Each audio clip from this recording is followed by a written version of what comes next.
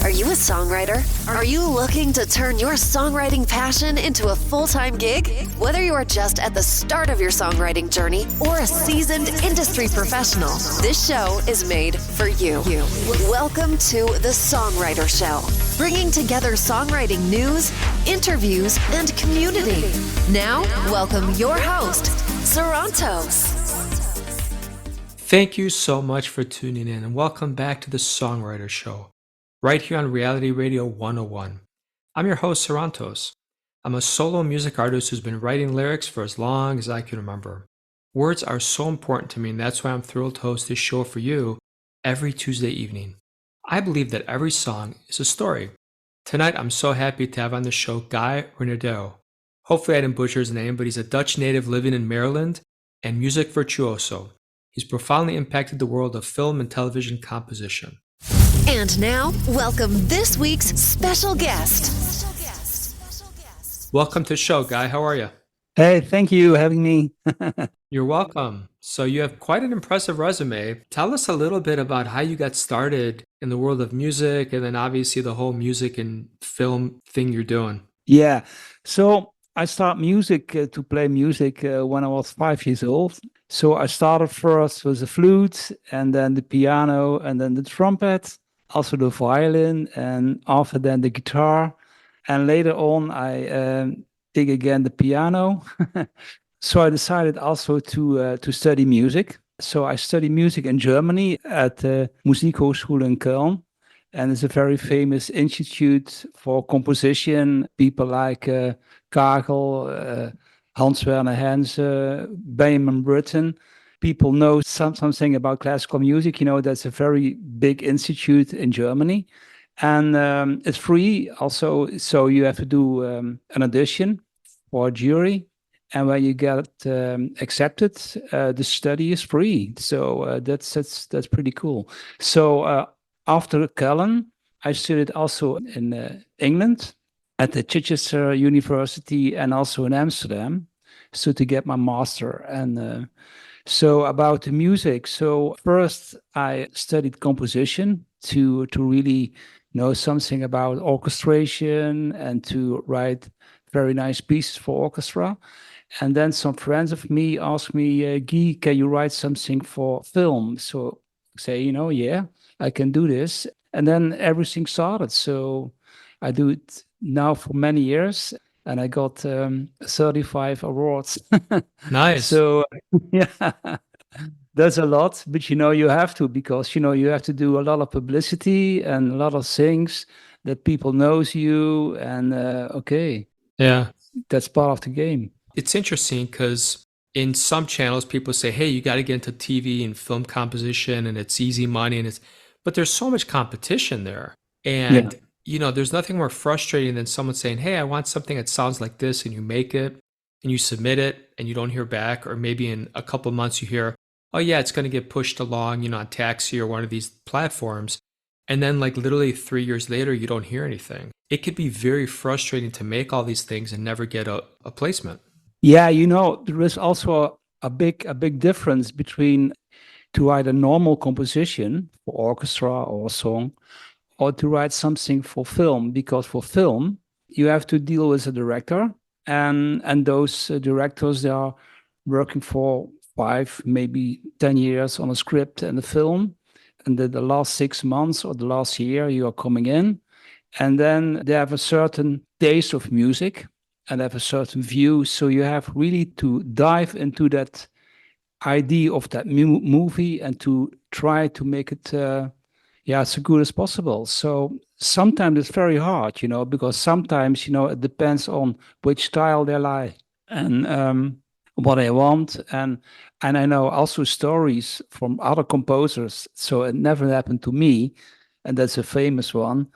So the guy, he's writing the first thing, and the director said, no, it's not my thing. And the second time he has to rewrite everything.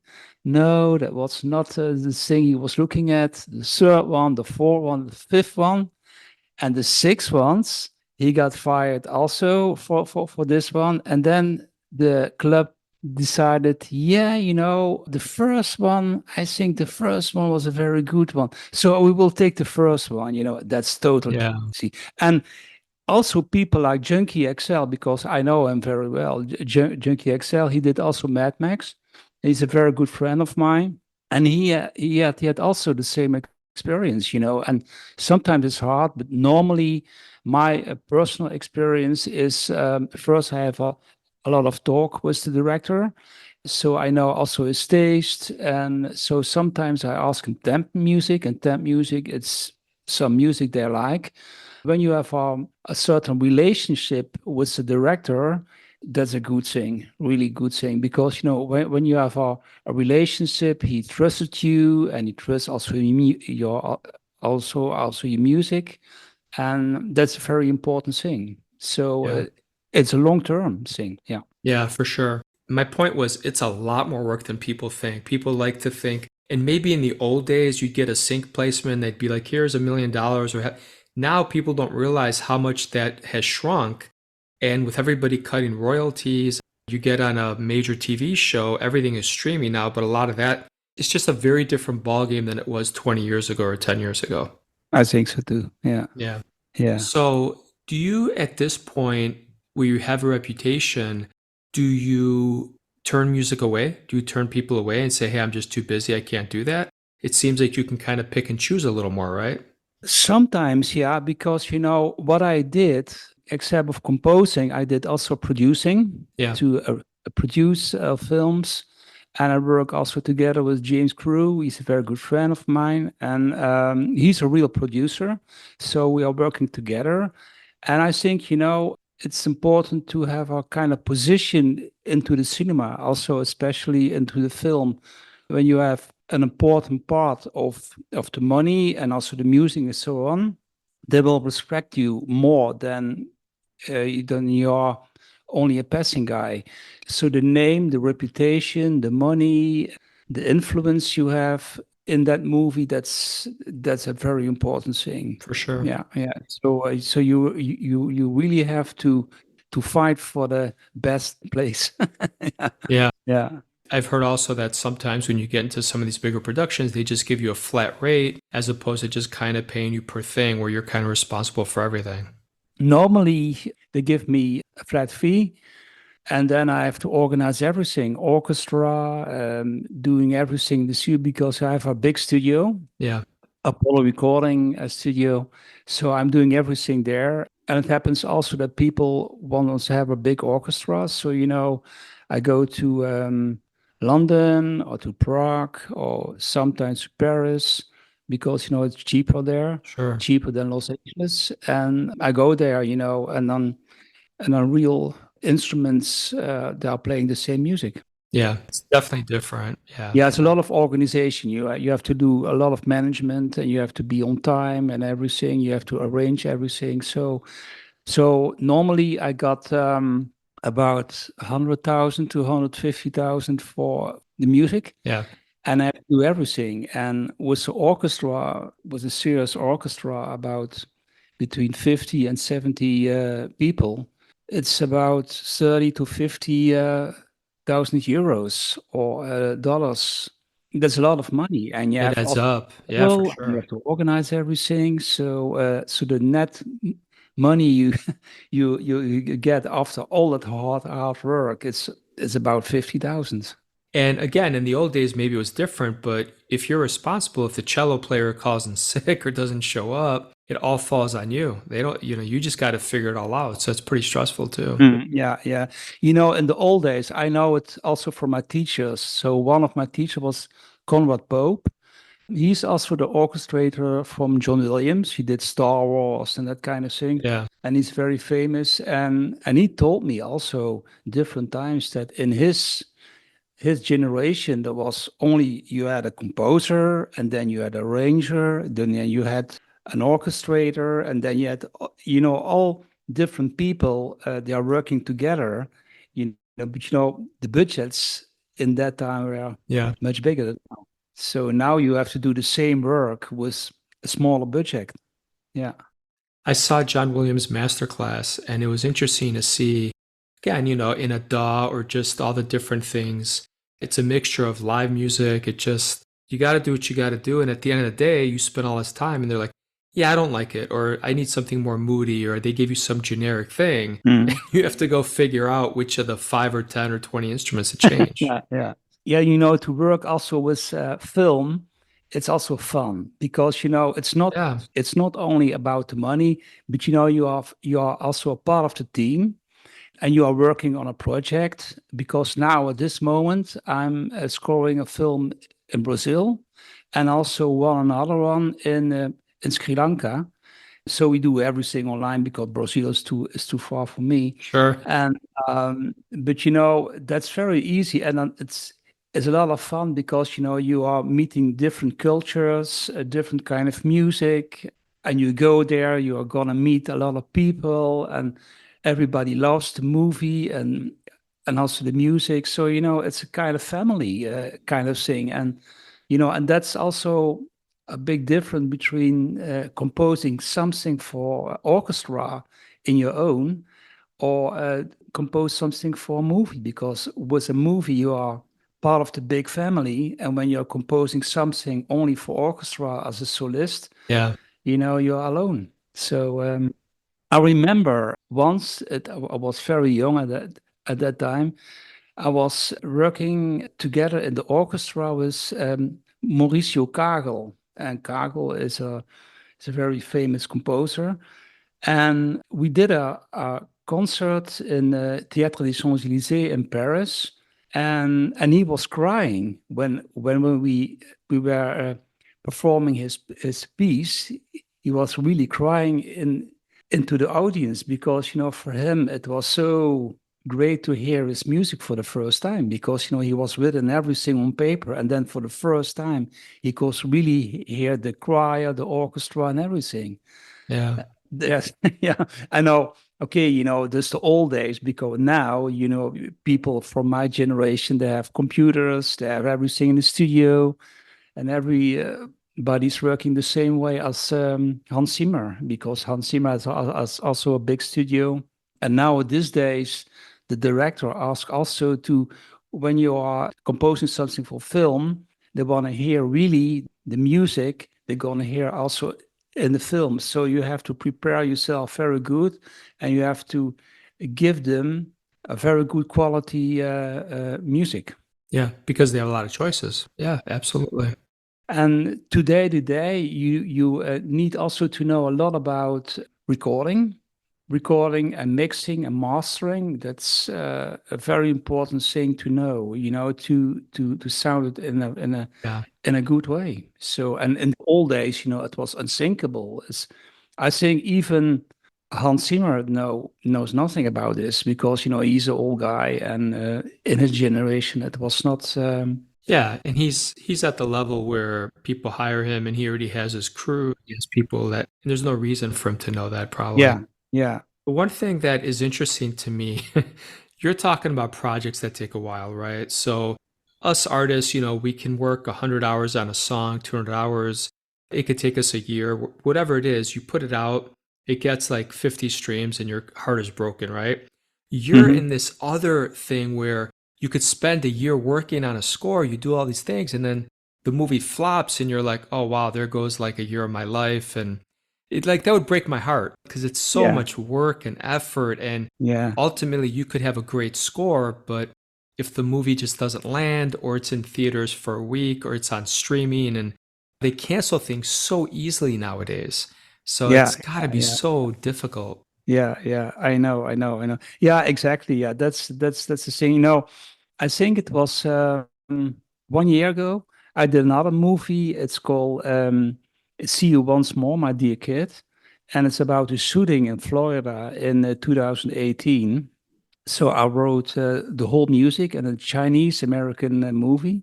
So it took very long because before they get also a distribution for it, and now they find finally a distribution. It's HBO. It's a very big one, and so finally you will see it also in theaters. So Yeah. sometimes it takes very long, and sometimes it goes exactly the same way. Yeah, yeah. So it depends also on the publicity and on what they want, and you have no influence about this. So you have to take it how it comes. Yeah, for sure. Do you ever do things with lyrics, or is it always just music? I write also lyrics. Yeah, I've also write a lot of lyrics, but in the film music, it's more instrumental music. Yeah. But I've also writing songs, real songs with vocalists and so on. And then I write also the lyrics. Yeah. So I'm a real songwriter. So yeah, yeah. Okay, Guy, tell us about this song we're going to hear. What inspired this one? So landscape, it's about the word says it's landscape. So you can hear also it's a bit romantic kind of tune, but you can also when you hear the music, you can also see the landscape. So I'm now in France in a very little village. It's called Saint-Thierry-la-Perche, and in about 1 week I will be back in the US. And but here, it's very people are quiet here. You have a lot of space, and you can also see the cows and everything there. And it's very different than from the United States. So I got also inspired by the nature and everything about the nature. And because also the album what I wrote, it's called ambient music. And the Earth Song sounds. So the title is the Earth Songs symbolize the poetry of Earth, the music of nature. Music of nature will never stop. That's it. Okay, yeah, it's cool. All right, I'll tell you what, Guy, let's take a listen and we'll come back and talk a little more, okay? Okay. All right, everybody, check this out. Here we go.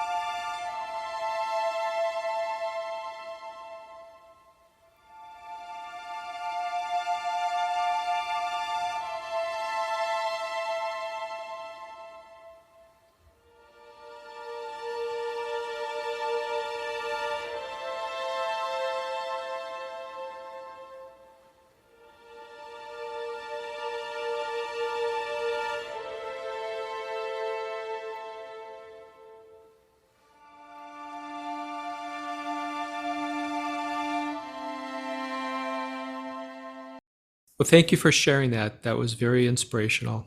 Okay, thank you. You're welcome. So, in your field, more than other fields, connections are always important. But it seems like for TV and film, connections are pretty important, right? Yeah, yeah. And what do you suggest to someone that's trying to get some sync placements? Is there a platform, a website? Like, how do you think they should try to get started in this field if they're a newbie? Yeah, you know, you have different possibilities. When you are young, for example, when you are 20 or 19, yeah, you can try to be an assistant from a famous composer, and then you can learn how to do it, how to manage everything. That's possible.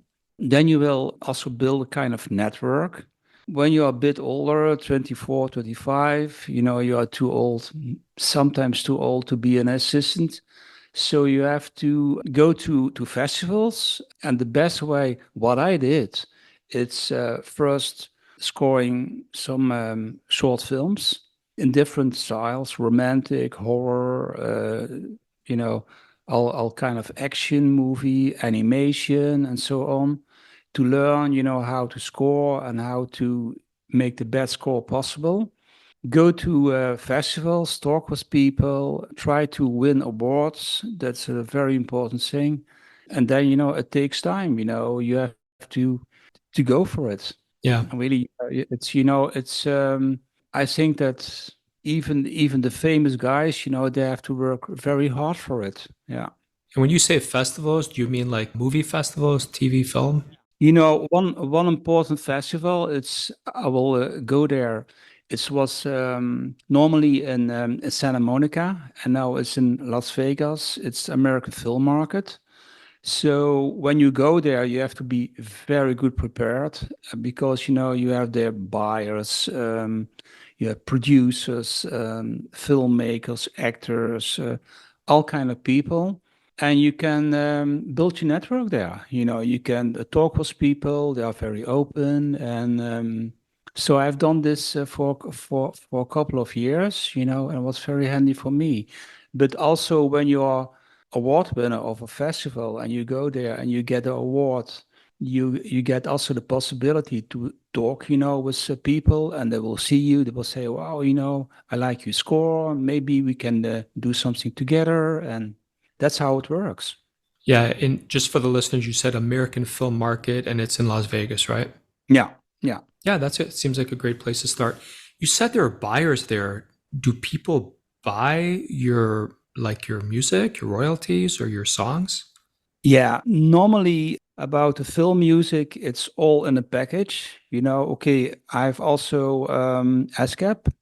Every time that a movie is in the cinema or on television or something like that, I get some extra money for it, media money. Yeah, when you are making a solo CD, for example, piano or something with orchestra, yeah, you know, you can go to a record company and you can do a license deal. And with a Interesting. license deal, that means for the people who don't know this, so you're gonna sign for only for one EP. When successful, you know, you can be do a second one, and sometimes you know they want to have you for more projects. So in the old days, it was also possible that they give you money to produce the whole CD or the EP. But now these days you have to come with a full product and you have to show them when they like it, they're gonna work with you. When they don't like it, okay, you have to go to somebody else. And also the record companies are quite different than the old days because record companies to sell CDs or EP, because here in Europe we always say CD. EP, it's you know it's quite different than in the old days. In the old days, a lot of people buying EPs and physical products, and now everything is online. So everything is in on Spotify, SoundCloud, And those platforms are earning a lot of money, so you get less money for your music than in the past.